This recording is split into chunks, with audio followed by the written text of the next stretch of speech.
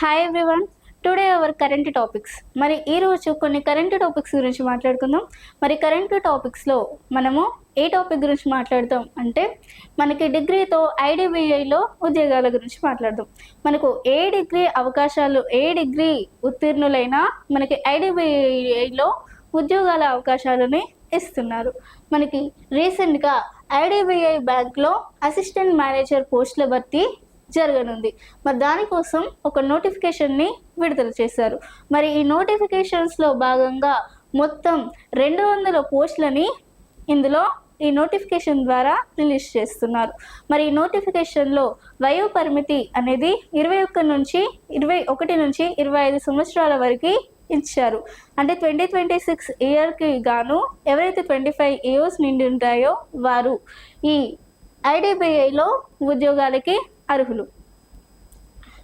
మరి ఈ ఐడిబిఐ ఉద్యోగంలో భాగంగా ఏ కేటగిరీ నుంచి ఎన్ని మార్క్స్ వస్తాయి అంటే మనకి లాజికల్ రీజనింగ్ మరియు డేటా నుంచి మనకి 60 ప్రశ్నలు 60 మార్కులకి ఇస్తున్నారు. అలాగే అనాలిసిస్ అండ్ ఇంటర్ప్రిటేషన్ పై మనకి analysis and interpretation and logical reasoning and డేటాపై 60 మార్కులు 60 క్వశ్చన్స్ ఇస్తున్నారు. అలాగే ఇంగ్లీష్ లాంగ్వేజ్ పై 40 క్వశ్చన్స్ 40 మార్కులకి ఇస్తున్నారు. అలాగే క్వాంటిటేటివ్ యాప్టిట్యూడ్ పైన మనకి 40 మార్క్స్ 40 క్వశ్చన్స్ ఇస్తున్నారు.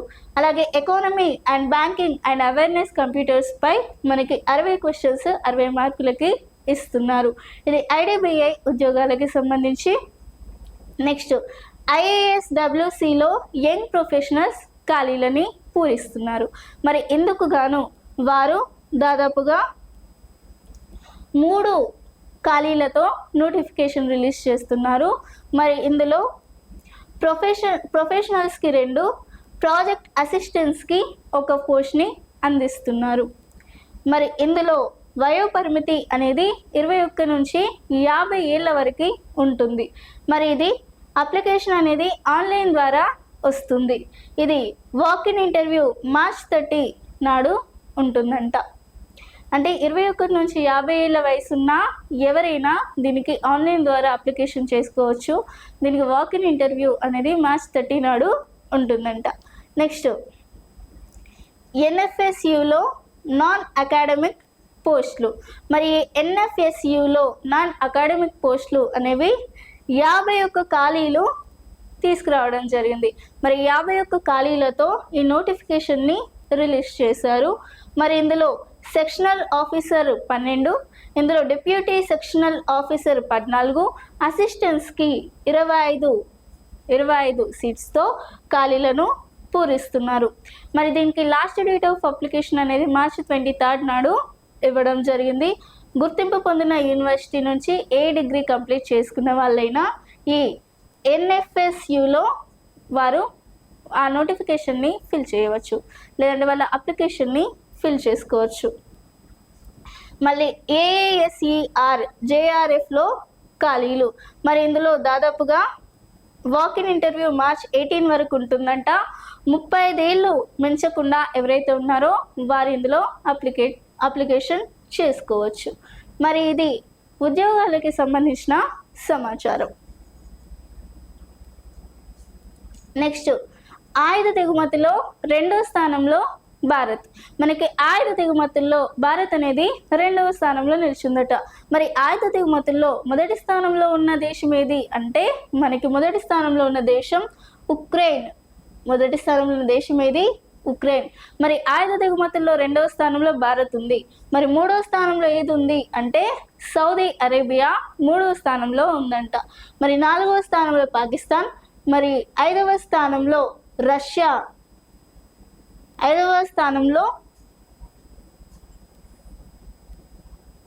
పాకిస్తాన్ మరియు రష్యా ఇవన్నీ 5వ స్థానంలో నిలిచాయి. మొదటి స్థానంలో ఉక్రెయిన్, 2వ స్థానంలో భారత్, 3వ స్థానంలో సౌదీ అరేబియా, 4వ స్థానంలో పాకిస్తాన్ ఆయుధ దిగుమతుల్లో వరుసగా ఈ స్థానాల్లో నిలిచాయి. నెక్స్ట్ సుప్రసిద్ధ చరిత్రకారుడు కేఎన్ ఫణిక్కర్ గారు కన్నుమూశారంట. మరి ఈయన మనకి సుప్రసిద్ధ చరిత్రకారుడు, విద్యావేత్త ఈయన కేఎన్ ఫణిక్కర్ అనే వ్యక్తి వృద్ధాప్య సమస్యలతో బాధపడుతూ ఈ మధ్య కాలంలోనే మరణించాడు. ఒక ప్రైవేట్ ఆసుపత్రిలో చికిత్స పొందుతూ మరణించాడు. ఈయన మనకి ఫణిక్కర్ చరిత్ర రంగానికి సంబంధించి మహోన్నతమైన వ్యక్తి. అలాగే చరిత్ర రచనల్లో మార్కిస్ట్ వివరణ మరియు లౌకిక శాస్త్రీయ విధానాలను అవలంబించినందుకు గాను ఆయన గుర్తింపు పొందారు. ఈయన మతతత్వ విమర్శకుడిగా ప్రసిద్ధుడు. ఈయన దాదాపుగా ఫణిక్కర్ మృతి పట్ల ఆయన కుటుంబ సభ్యులకు కేరళ ముఖ్యమంత్రి విజయన్ ప్రగాఢ సానుభూతి ప్రకటించారు. ఈయన మరణం పట్ల ఎవరు సానుభూతి ప్రకటించారు అంటే మనకి కేరళ ముఖ్యమంత్రి పినరై విజయన్ ప్రగాఢ సానుభూతి ప్రకటించడం జరిగింది. త్వరలో 4 రాష్ట్రాల అసెంబ్లీలో ఎన్నికలను షెడ్యూల్ను రిలీజ్ చేయనున్నారు. త్వరలో ఎన్ని రాష్ట్రాలకి షెడ్యూల్స్ని విడుదల చేస్తారంట? 4 రాష్ట్రాలకి అసెంబ్లీ ఎన్నికలకు సంబంధించి షెడ్యూల్స్ని రిలీజ్ చేస్తున్నారు.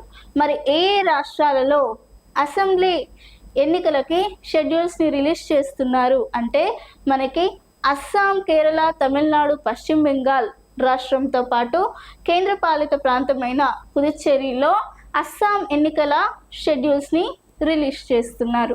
మరి ఈ షెడ్యూల్స్ అనేవి కేవలం 2 దశల్లోనే నిర్వహించాలి అని చెప్తూ ఎలక్షన్ కమిషనర్కి చెప్పడం జరుగుతుంది.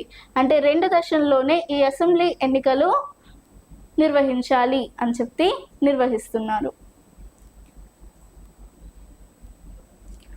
నెక్స్ట్, కోల్ ఫీల్డ్స్లో కొలువులు. మనకి ఒరిస్సాలోని మహానది కోల్ ఫీల్డ్స్లో దాదాపుగా 667 జూనియర్ పోస్టులని వారు ఏర్పాటు చేశారు. ఎక్కడ?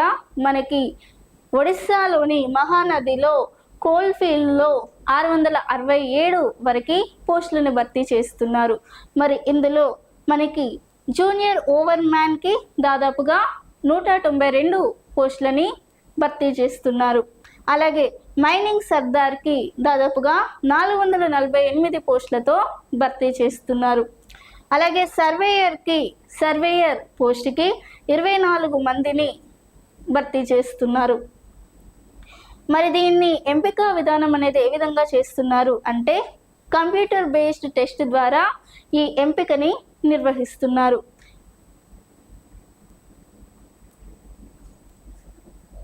నెక్స్ట్, సాయుధ దళాల్లో అసిస్టెంట్ కమాండెంట్. మరి సాయుధ దళాల్లో దాదాపుగా మొత్తం 349 పోస్టులతో యూపీఎస్సీలో నోటిఫికేషన్ని విడుదల చేశారంట. ఎన్ని పోస్టులతో? దాదాపుగా 349 పోస్టులతో యూపీఎస్సీలో నోటిఫికేషన్ని విడుదల చేశారు. మరి ఏదైనా బ్యాచిలర్ డిగ్రీ ఉత్తీర్ణతతో దరఖాస్తు చేసుకోవచ్చట. మరి ఇది 3 దశల్లో ఎంపిక ప్రక్రియను నిర్వహిస్తున్నారు. మరి ఇదే ఈరోజు కరెంట్ టాపిక్స్కి సంబంధించి. మీకు ఇలాంటి టాపిక్స్ ఇంకా కావాలి అనుకుంటే ఖచ్చితంగా యాప్ని పర్చేస్ చేసేయండి. అలాగే ఛానల్ని సబ్స్క్రైబ్ చేసుకోండి. Thank you.